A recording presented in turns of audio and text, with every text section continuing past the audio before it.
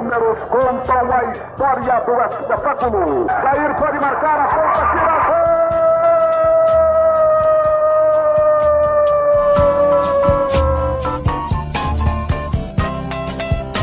Se recordar é viver. A partir de agora, você está convidado a reviver nossas principais conquistas e glórias. Faltavam só 5 minutos pra terminar o jogo. Levou pro meio da área, preparou, rolou pro Josué e deixou a bola passar na ponta, tira gol!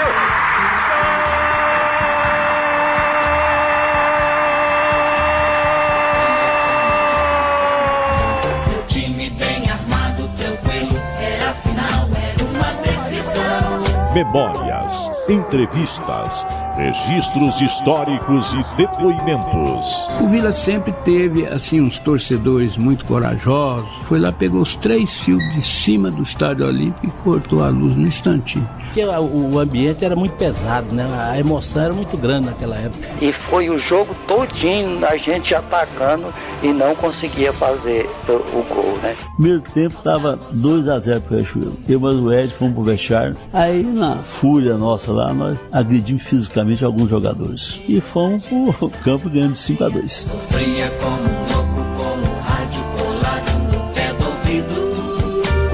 Está no ar Futebol de Goiás e suas histórias. Um programa que exalta as raízes do nosso futebol. Atenção! Preparou! Correu! E chutou!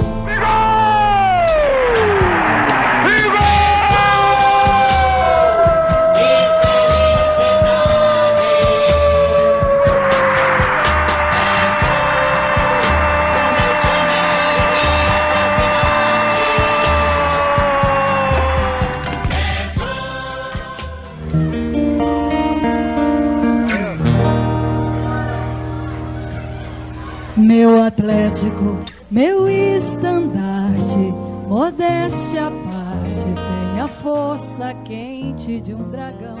Um dos clubes mais tradicionais do futebol goiano, o Atlético Clube Goianiense, representante genuíno da região de Campinas, comemora na próxima quarta-feira 77 anos de fundação. O programa Futebol de Goiás e suas histórias traz na edição deste domingo a sua homenagem ao todo-poderoso Dragão. Sob a ótica do historiador Orieste Gomes, que se orgulha de ser rubro-negro e ter vivido de perto 75 anos da vida atleticana, a 730 mergulha nas raízes do Atlético e traz para o ouvinte os detalhes do nascimento e da vitoriosa trajetória rubro-negra. Desde a escolha das cores, do escudo, da simbologia do mascote atleticano, passando por pessoas ilustres que defenderam e formaram o Clube do Coração de Campinas. A partir de agora, você vai se deliciar com as curiosidades presentes na história do time de Antônio Ascioli. O mais querido dos goianos, 12 vezes campeão do Campeonato Goiano, bicampeão do Campeonato Brasileiro da Série C, além do importante troféu do Torneio da Integração Nacional de 1971. Essas são algumas das conquistas que certificam a importância do Atlético Clube Goianiense, que completa mais um ano de sua história. Futebol de Goiás e suas histórias. Redescobrindo o passado para compreender o futuro. Na próxima quarta-feira, dia 2 de abril de 2014, o Atlético Clube Goianiense completa 77 anos de fundação. Por isso, o Futebol de Goiás e suas histórias neste domingo recebe o historiador Orieste Gomes. Já está há muito tempo, desde 1939, em Goiânia. Então, praticamente, o senhor acompanhou a fundação, o crescimento e, principalmente, o desenvolvimento do Atlético Clube Goianiense. Como essa história começou? Orieste Gomes, muito obrigado por receber o Futebol de Goiás e suas histórias. Bom, eu tenho um prazer imenso em contar a história do Atlético, porque está ligada à minha infância toda juventude e maturidade. Não só pelo fato de eu chegar a jogar 6 anos no juvenil, mas ter o contato direto, ainda quando, veja bem, eu cheguei em 39, o Atlético foi criado em 37. E, quer dizer, praticamente 2 anos apenas, né? E eu assisti, é lógico, eu era menino ainda, mas na fase de 43, 44, eu assisti muitos treinos do Atlético e jogos. O campeonato do Atlético, mesmo os jogos de 38, eu cheguei a assistir no campo de terra, né, praticamente, em que o Atlético fez o primeiro jogo contra o Goiânia. Na verdade, foram 4 jogos, porque o campeonato era de 3, né, campeonato entre eles, né? Era o segundo time que apareceu na história de Goiás, em 38, e na verdade, segundo isso, também a gente pode encontrar no próprio livro do João Batista, que alega que o Goiânia nasceu em 1936. Nesse livro que eu escrevi sobre o Dragão, e eu tenho uma posição contrária. Pelo seguinte, pode ter nascido em 36, porque um dos elementos que era do Atlético e que vai fundar o Goiânia é Joaquim Veiga, que era dono, proprietário da Casa Carajá, que era a principal casa que vendia material esportivo. E tem, segundo o João Batista, tem até a ata de fundação, tal, em 36. Só que, na verdade, quando o Goiânia aparece como Goiânia, ele coloca lá no símbolo dele, no peito da camisa, você encontra lá 1938.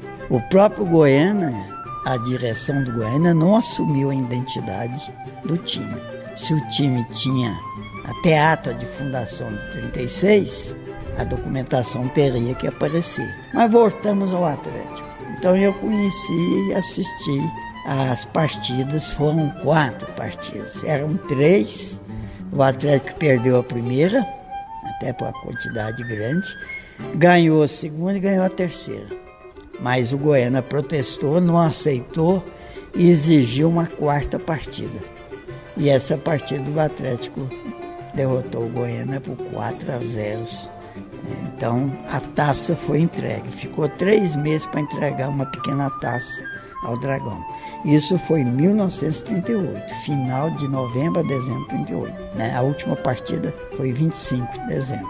E depois vem o primeiro campeonato oficial, que é justamente já tinha a Federação Goiana de Futebol, né? 1944. Aí o Atlético já tinha um time bem montado, um time de respeito, mas tinha muita política naquela época. O time que vai nascer, dentro do próprio time, você encontra aquelas diferenças, né? A diferença surgiu, por exemplo, em relação ao nome. Por que surgiu o nome, né, Atlético? Aí as pessoas poderiam falar, bom, vamos buscar a história, já existiu o Atlético Mineiro, já existiu o Atlético Paranaense. Isso é um aspecto importante. Então havia muita divergência em relação ao nome, divergência em relação também ao ícone, o guru que deveria. Então houve uma disputa grande de diretorias no início do Atlético, até a própria Federação Goiana fez uma intervenção para escolher, e aí depois, em 44, já estava definido, que foi o Tome, que foi o primeiro presidente do Atlético, o primeiro diretor. O Ascioli fazia parte também dessa diretoria, mas ainda tinha muita, digamos assim, politicagem entre os times. Havia um processo de aliciamento de jogadores. Isso foi muito corriqueiro na história do Atlético, do Goiânia, principalmente desses dois. Depois os demais, que o Vila e o Goiás, vão aparecer em 43. E Campinas, a Campinas Futebol Clube também em 43. Então havia o aliciamento, puxava jogador. Por exemplo, o Goiânia puxou o goleiro Paulista, que era o goleiro do Atlético. Levou e obrigou a ser, naquela partida contra o Atlético, ser um goleiro do Goiânia.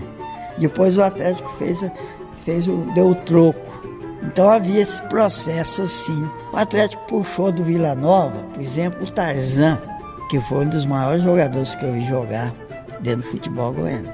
Foi um goleador, inclusive, Tarzan. Infelizmente morreu ele e o Preto, morreu num acidente na Baixada do Lago das Rosas. Quando a moto que ele guiava, o Preto na garupa, colidiu com um caminhão estacionado sem luz, né, sem farolete, que era muito comum naquela época. Então eu conheci o Atlético treinando primeiro.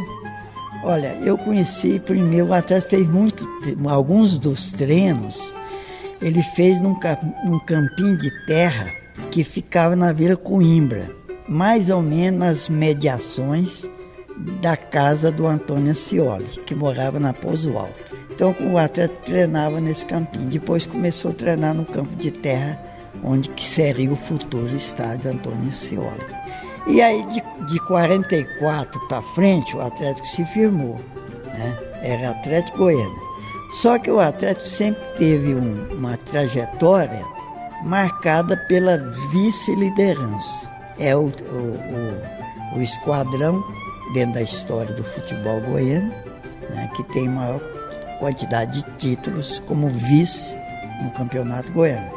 E mais na frente eu gostaria de falar, porque eu coloco uma dialética dos contrários entre o vice e o campeão. Mas isso eu vou falar um pouquinho mais na frente. Então nós temos 44, e aí tem uma trajetória muito boa do Atlético, 47, e vai seguindo nos anos seguintes.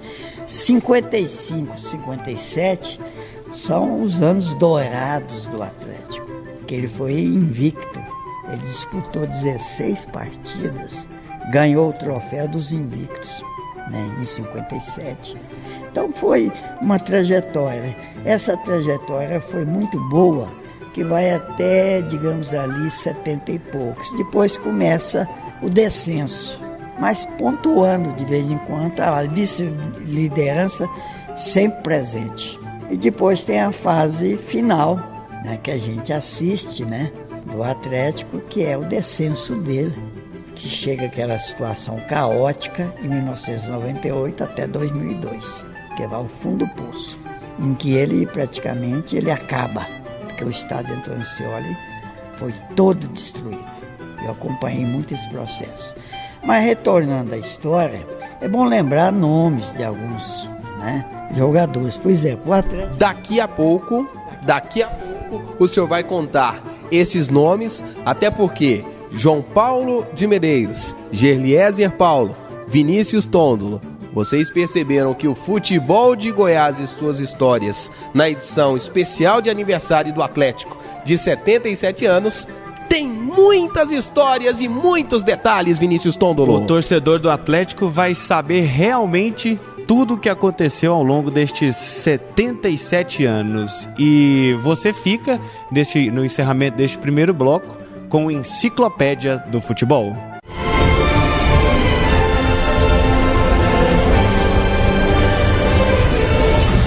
Curiosidades, estatísticas, fatos marcantes.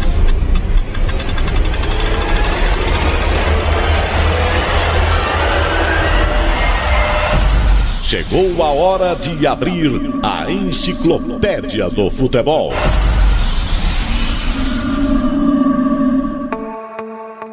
O Atlético carrega com orgulho a alcunha de clube mais querido dos goianos, mas pouca gente sabe o motivo desse apelido. Em 1993, a tradicional revista Placar lançou uma campanha para saber quais eram os clubes mais populares do Brasil. Os leitores da revista e de jornais parceiros na campanha depositavam em urnas espalhadas pelo país cupons com o voto no clube mais querido. Em Goiás, o Atlético ganhou de goleada, somando 68.125 votos. O Dragão teve mais votos que Goiás e Vila Nova juntos, segundo e terceiro colocados na pesquisa respectivamente. No final, a revista sorteou um carro da Volkswagen para um dos milhares de participantes da promoção. Futebol de Goiás e suas histórias. Redescobrindo o passado para compreender o futuro.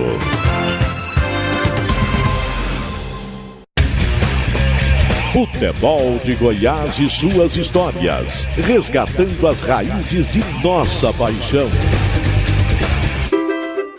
Estamos de volta aqui no Futebol de Goiás e suas histórias, com uma programação especial ao aniversário do Atlético de 77 anos. O Futebol de Goiás tem o oferecimento de Tintas Colatex, pintando com arte. E ao meu lado, Rafael Bessa, João Paulo de Medeiros, Geliezer Paulo e também Orieste Gomes. E você tem um questionamento, Geliezer? É verdade, Vinícius, todos estamos aqui numa grande oportunidade, né, de estar frente a frente com um historiador que conhece a fundo a história do futebol goiano e a história do Atlético Goianiense, que a equipe é homenageada deste domingo. Senhor Oriestes, o torcedor do Atlético já é acostumado a ir lá sacudir as suas bandeiras rubro-negras, né? Mas o Atlético já nasce rubro-negro? O Atlético lá na sua gênese, ele já é vermelho e preto? Não, ele nasce na disputa, né? A disputa interna era uma espécie, que a gente poderia falar, uma espécie até de luta intestina, né? Entre a diretoria, membros da diretoria do Atlético, porque havia uma parte que a maior parte era torcedores do Flamengo e outra parte torcedores de São Paulo. Esses eram os dominantes em relação aos demais times do futebol brasileiro. Então houve a disputa. Isso é tanto verdade que o Atlético adotou o quê? Adotou o uniforme do Flamengo, mas teve que ceder ao escudo do São Paulo. O Atlético tem no peito da sua camisa rubro-negro o escudo que é do São Paulo, exatamente para atender as duas partes que estavam em conflito.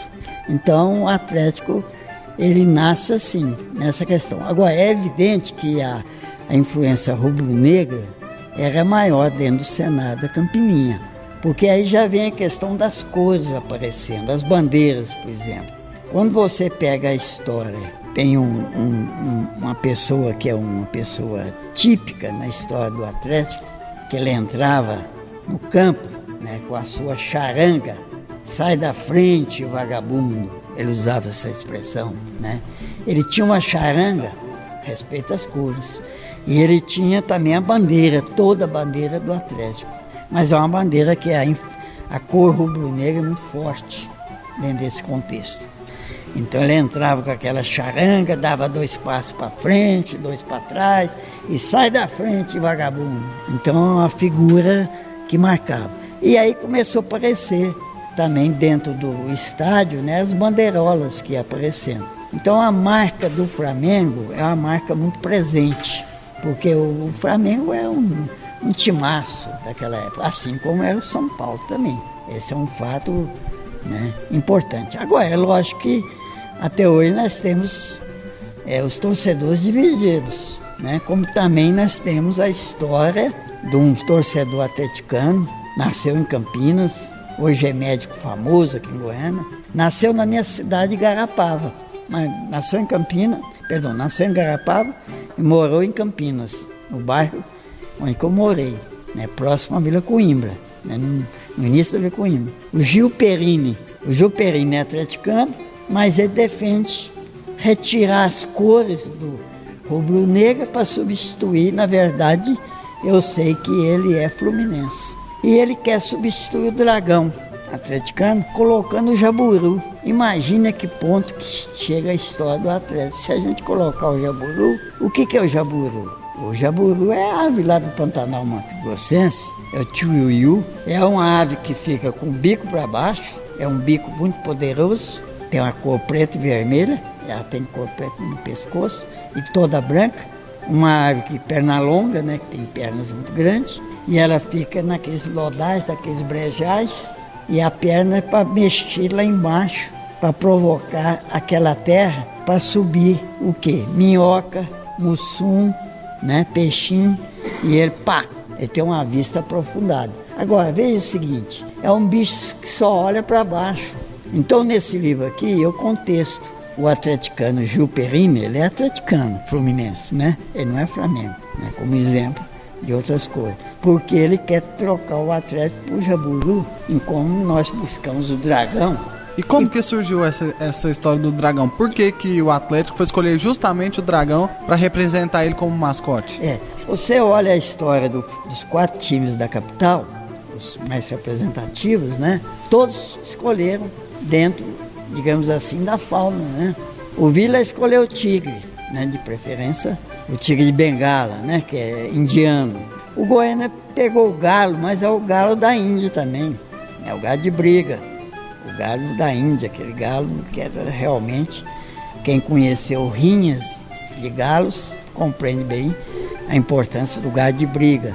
O Goiás adotou o periquito, mas o Goiás foi o seguinte, na minha opinião, ele quis dar talvez uma visão nacionalista, buscou uma das coisas nacionais.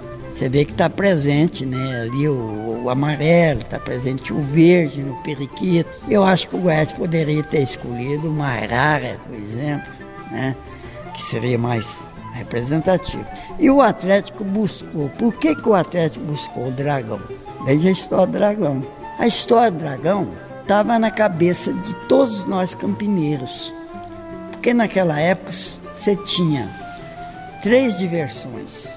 Ir para a Praça Joaquim Lúcio para assistir o fute, as meninas passar, etc.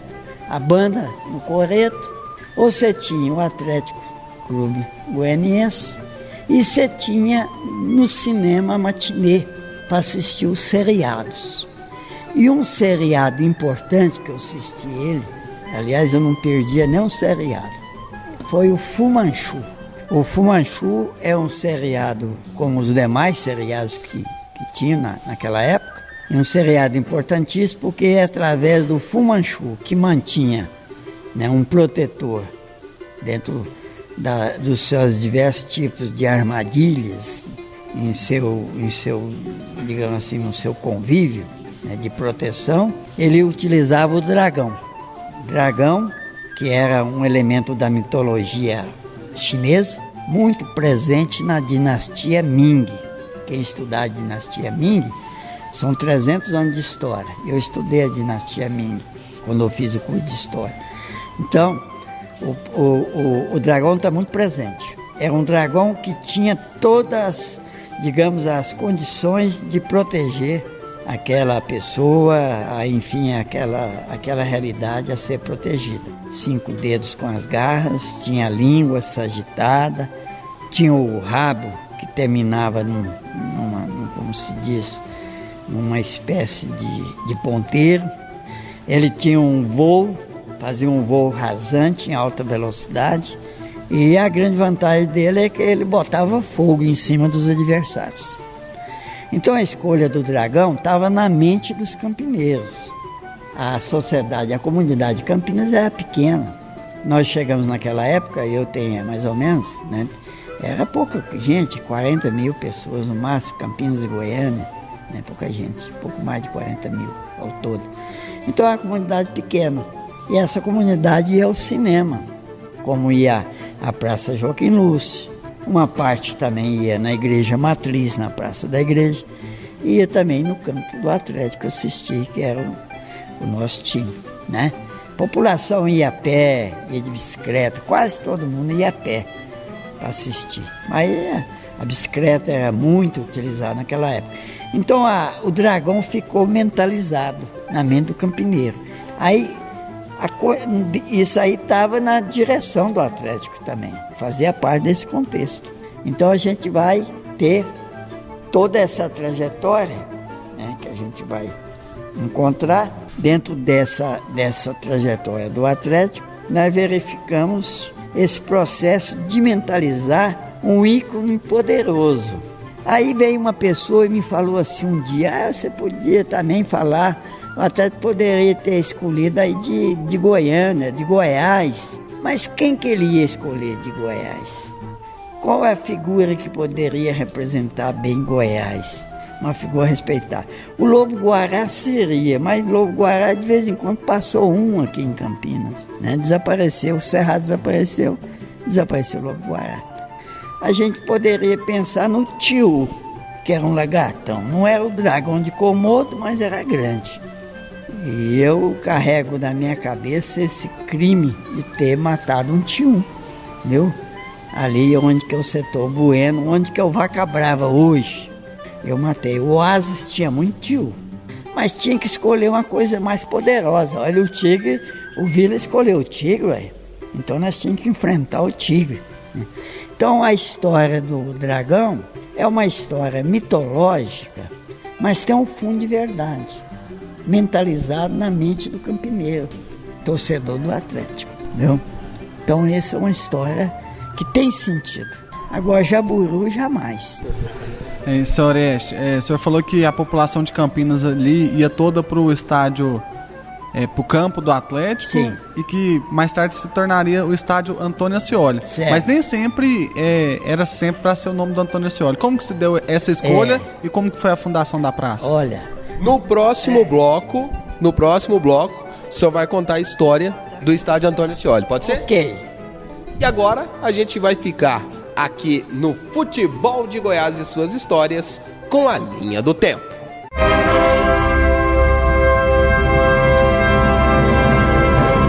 Linha do tempo.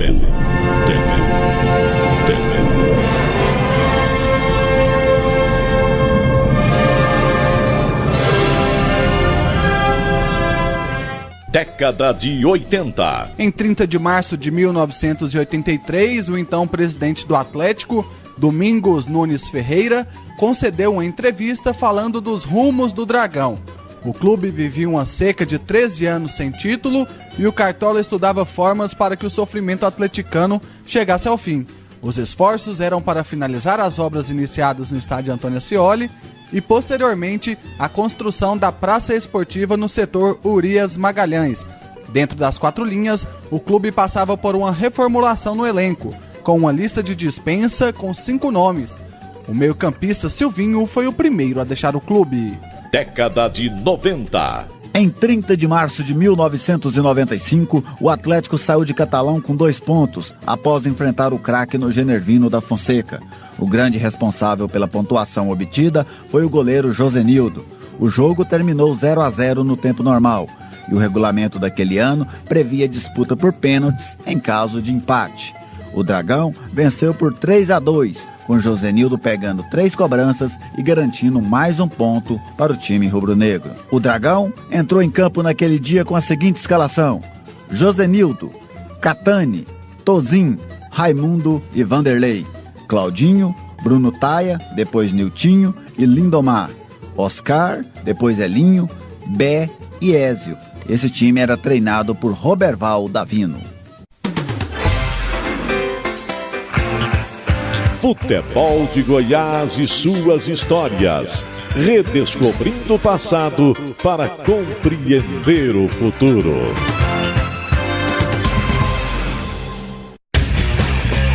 Futebol de Goiás e suas histórias. Resgatando as raízes de nossa paixão.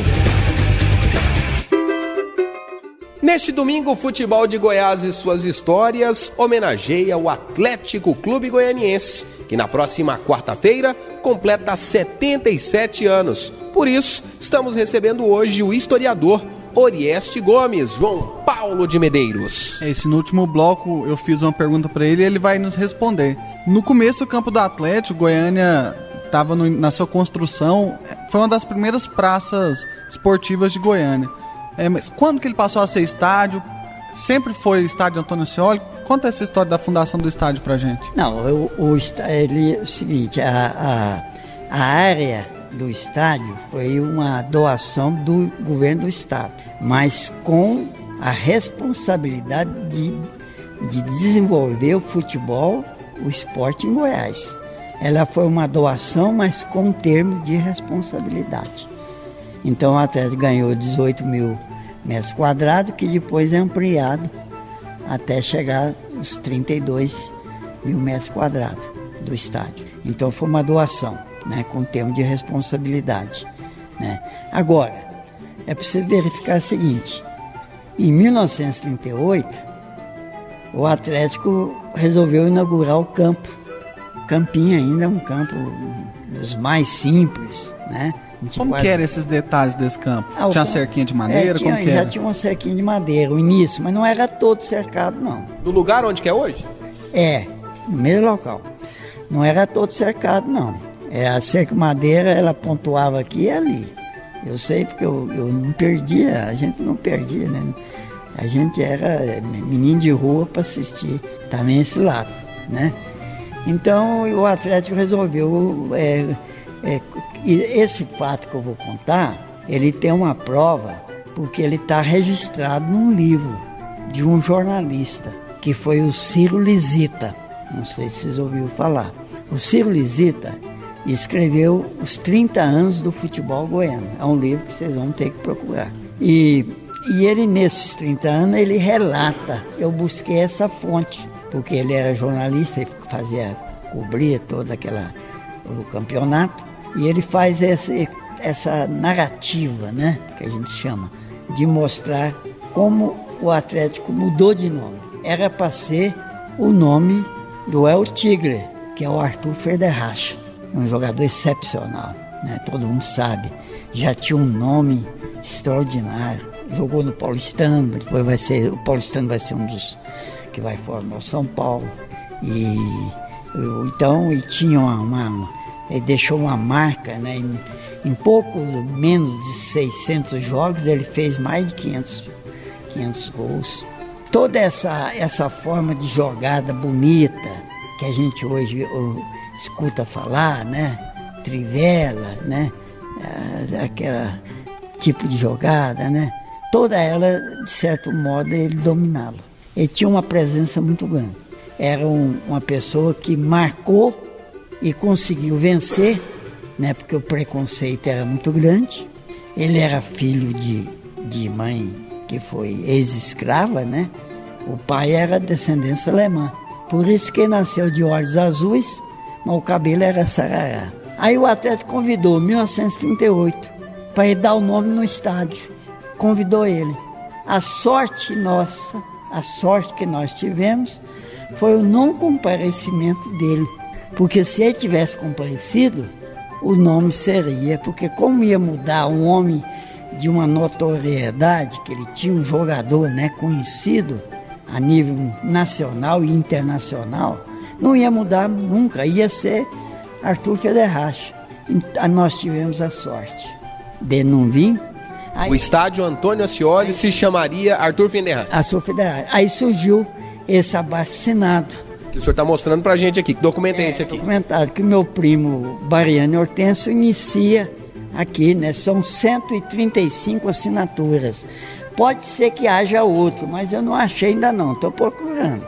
Então, são 135 assinaturas. Todas para colocar o nome Antônio Ascioli. Antônio Ascioli já era da direção do Atlético, desde a primeira direção, e aí é aceito Antônio Ascioli. E esse processo do Antônio Ascioli, vocês recolhem as assinaturas e o que acontece? Ele aceitou a ideia? Como é que ele conviveu? Antônio Ascioli foi um homem extraordinário. Eu conheci o Antônio Ascioli porque morava próximo à minha casa, na Pouso Alto, e depois, assim, em contato. Não que eu conhecia, assim, de conversa, eu era jovem, né? Não tinha esse acesso, né? Eu era apenas uma pessoa que admirava as pessoas. Mas a história dele, ele foi um homem extraordinário. Morreu muito jovem, aos 56 anos. E morreu num ataque fulminante de coração. Mas ele foi toda doação. É verdade que o médico dele proibiu ele de assistir o jogo do Atlético, porque estava com esse problema? Ele não pôde assistir, ele ficava em casa. Ele não realmente proibiu. E o médico estava certo, né? Porque ele realmente o coração já estava totalmente torpedeado. E ele vem a falecer em 1970 e poucos, né? Com 73, 74, não sei bem, aos 56 anos. Mas ele foi um homem extraordinário, porque ele foi doação. Outra coisa, ele deu muito emprego para jogadores do Atlético. Ele levava jogadores para o seu cartório. Fabinho foi um exemplo. Fabinho foi um jogador que eu conheci bem de perto, que eu cheguei até a jogar algumas partidas com o Fabinho. Fabinho é um exemplo, né? Ele deu muita assistência às pessoas, né? Era um homem que tinha um coração admirável. E ele atendia mesmo. Ele fazia muita visita a futebol de periferia para tentar descobrir, né, jogadores, né, futuros jogadores para o Atlético. Então a figura do Antônio Ascioli é uma figura que calhou para o Atlético. Teve vida curta, mas teve uma dedicação total. Ele praticamente assumia todas as despesas do Atlético. É evidente que ele tinha o cartório, né? E o cartório dava uma rentabilidade muito grande.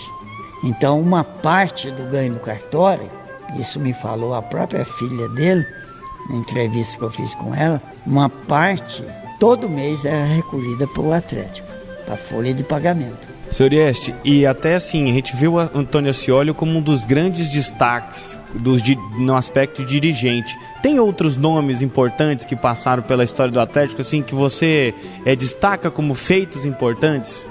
Eu destaco, tem uma pleia de nomes.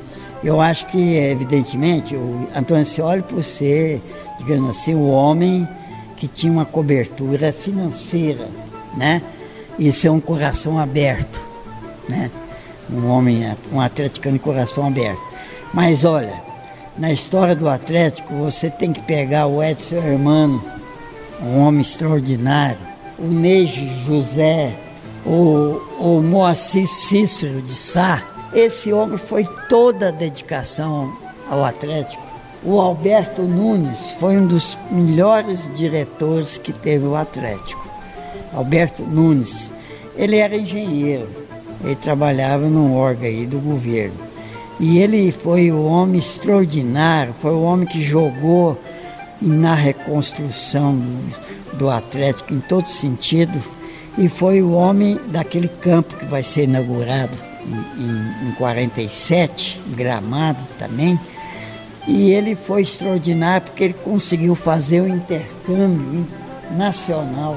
Foi o primeiro homem a fazer, diretor do Atlético, a fazer o intercâmbio com outros times de São Paulo e Rio, né? São Paulo, veio o Flamengo, veio o Santos, veio o São Paulo e outros times vieram jogar através desse processo, dessa visão do Alberto. Mas tem uma pleia de nome. Tinha o Vicente. Vicente foi meu treinador muito tempo, não só no juvenil do Atlético, no aspirante, mas também ele esteve muito ligado ao futebol de várzea. Vicente Pereira de Melo morreu há pouco tempo. Então a pleia de nomes é muito grande. É evidente que uns destaca menos, outros destaca mais, né? O João Guimarães foi outro elemento importante. Hoje você tem o CT do Urias, importante, porque leva nome de atleticano. Então eu poderia citar uma pleia de nomes importantíssimos. É lógico que alguns avançou mais. Então, se a gente pegar a história do Atlético, né, o Valdemar Barriani, eu não quis falar, mas vou falar, meu primo, foi um jogador extraordinário. Valdemar está presente, assim como o Valdomiro Barriani. Valdomiro jogou no Atlético, no início do Atlético. Nós temos a presença dele praticamente em 1939, quando ele passa a jogar no Atlético, né? O Valdemar foi um jogador extraordinário de meio campo, né? E foi um homem da direção do Atlético. E aí vem os nomes, vem o Pedro e o Vicente Tocafundo, vem o Dido, o pai do Dido, o Ferezin, o homem extraordinário, Alfredo Ferezin, e o Dido, o Picho, o Edson Hermano. Não posso nunca deixar de esquecer o Edson Hermano. Desde o começo o Edson Hermano está ligado à história do Antônio Ascioli. Os dois é que praticamente conseguiram quase tudo para o Atlético. Senhor Este, daqui a pouco nós vamos voltar aqui no Futebol de Goiás e suas histórias, e aí vamos falar sobre as rivalidades do Atlético, os acirramentos com os times da capital e os assuntos finais, como, por exemplo, quais foram os principais confrontos, quais foram os principais jogos. Daqui a pouquinho, pode ser? Ok. Na sequência do Futebol de Goiás e suas histórias, Gerliezer Paulo. É isso aí, Rafael Bessa. E você, amigo ouvinte, agora fica com Memórias de Quem Viveu a História.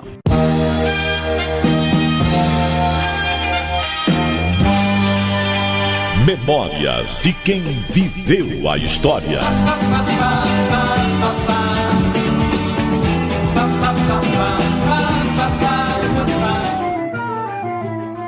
Meu nome é Hélio de Oliveira, vim para cá em 1935, cresci com a cidade de Campinas e Goiânia.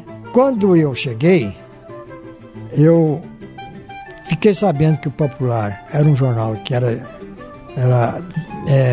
bissemanal, ia passar diário, precisava de um fotógrafo. Eu fui lá e me candidatei.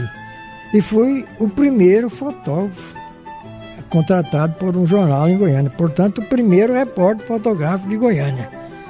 E talvez um dos que mais tiraram fotografias de futebol em Goiânia, naquele tempo. Depois veio vários outros jogadores, vários outros times que já tiraram. Mas eu fiquei durante muitos anos, praticamente era só eu que ia no campo de futebol tirar fotografia.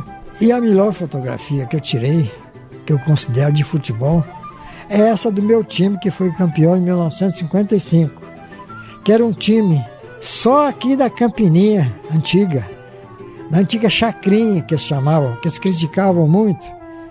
Um time formado só de jogadores aqui da Campininha, que desbancou o Goiânia, que era o todo poderoso, ganhou o campeonato invicto.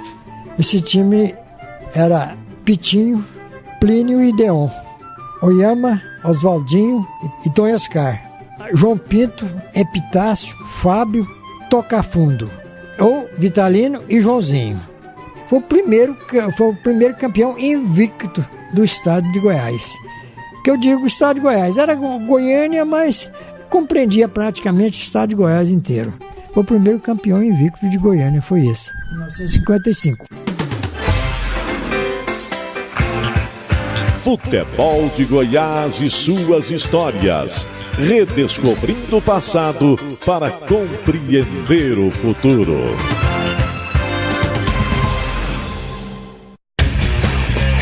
Futebol de Goiás e suas histórias. Resgatando as raízes de nossa paixão.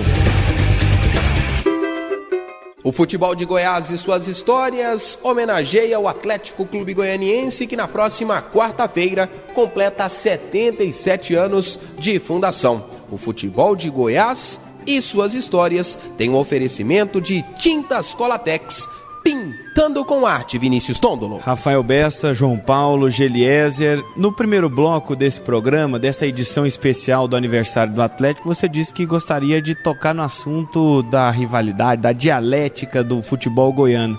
O que o senhor tem a contar sobre essa rivalidade, sobre essa história do futebol goiano? Essa é uma parte que eu considero fundamental.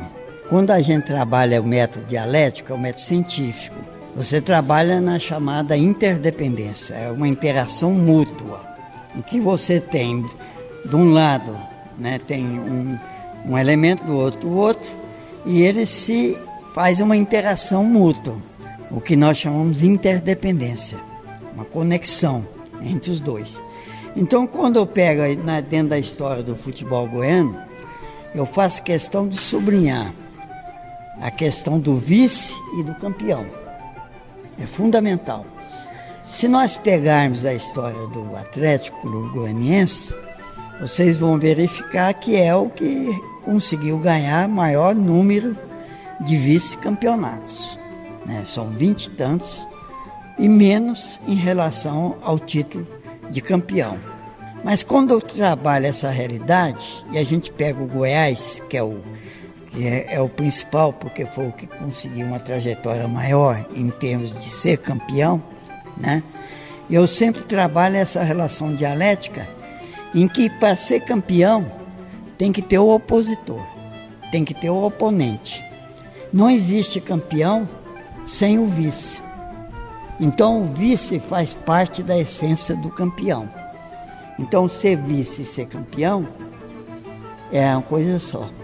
Agora, o público não entende isso, que o público quer colocar o herói no pedestal. O herói é aquele que vai levantar a taça. Então esse é o público, o torcedor. torcedor quer ver o seu time, com a sua camisa, com as suas cores, seus jogadores, levantar a taça.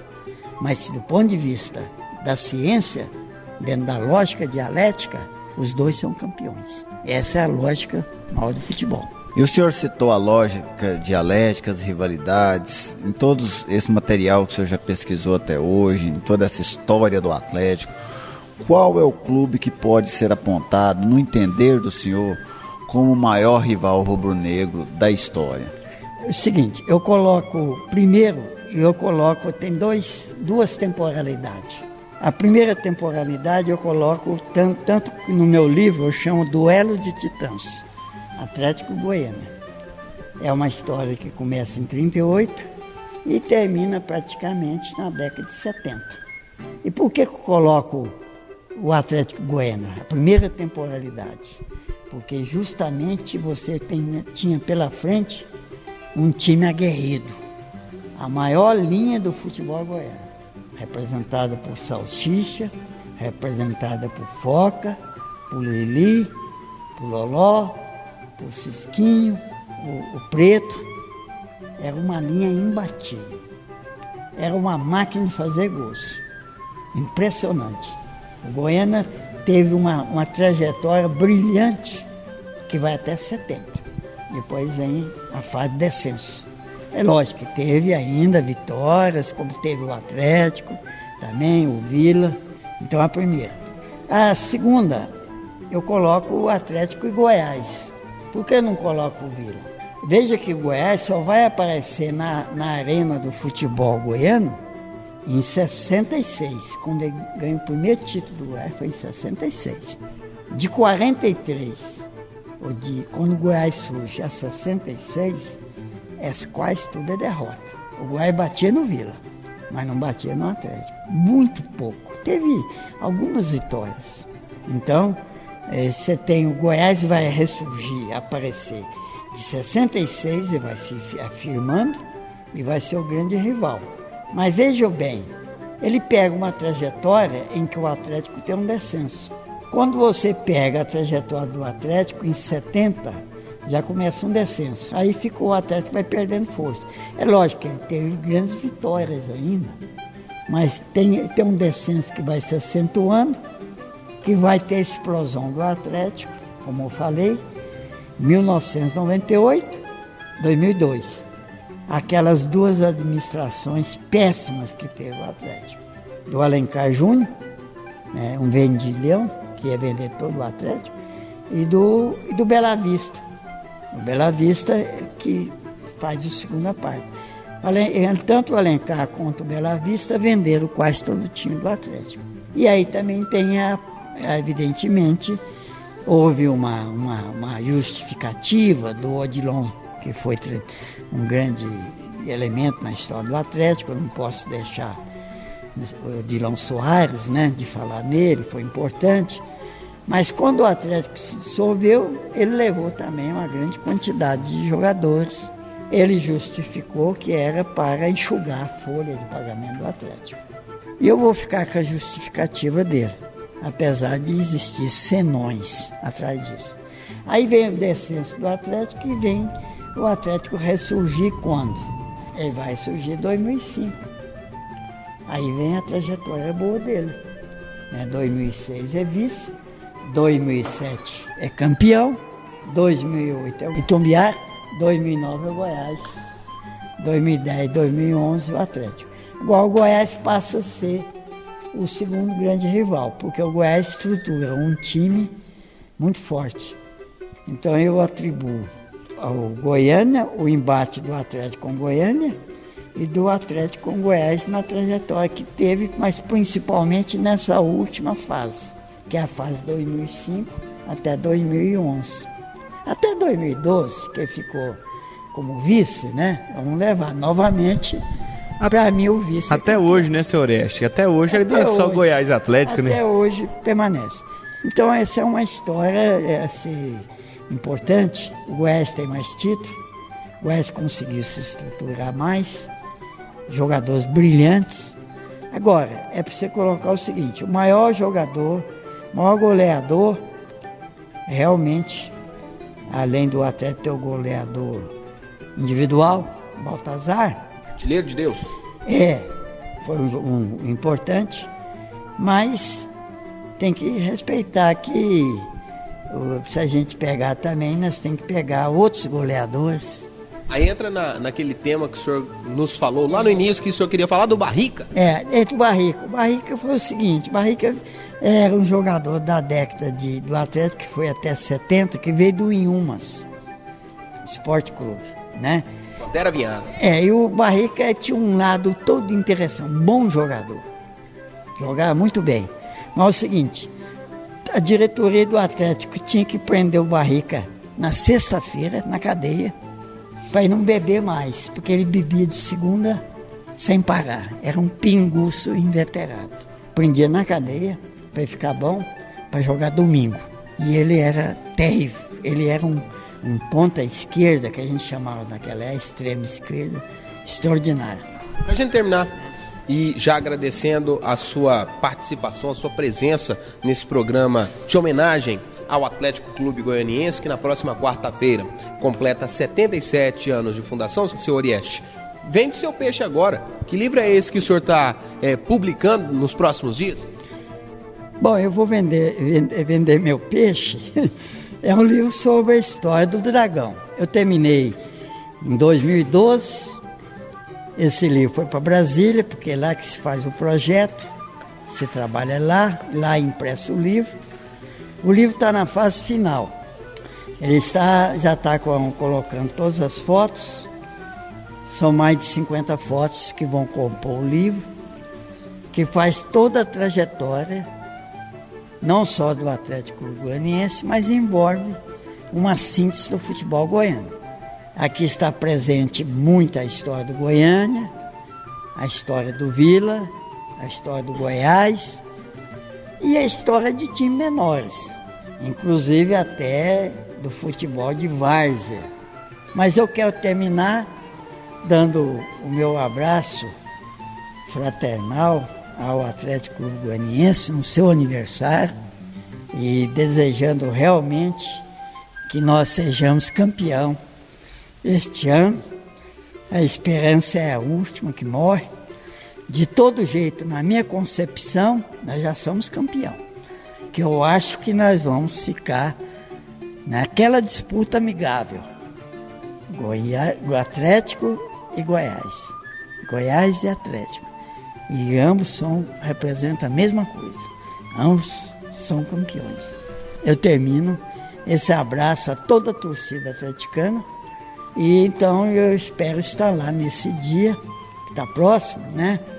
Para que nós possamos cantar o hino do Atlético. O primeiro hino, que ainda a gente não sabe quem fez a letra. Estamos à procura, em pesquisa, para saber. O Atlético também não sabe, eles dão um chute aqui e ali, mas não há uma certeza absoluta de quem escreveu a letra primeira. Não é do José Mendonça Teles, não. É a primeira letra. Então a gente espera ainda encontrar algumas soluções, porque tem muitos pontos obscuros ainda na história do Atlético. E eu não me considero, terminando, eu me considero um aprendiz de feiticeiro da história do Atlético. Meu obrigado a todos vocês. E com esta declaração de amor de Orieste Gomes, historiador, finalizamos esta edição especial de homenagem ao aniversário de 77 anos do Atlético Clube Goianiense. E como última atração do programa de hoje, vamos ao Museu do Gol.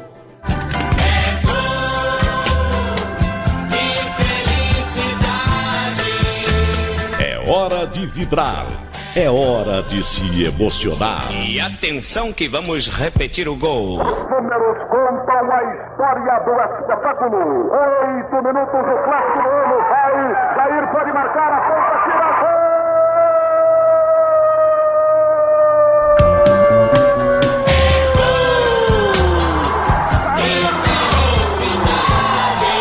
É hora de Museu do Gol.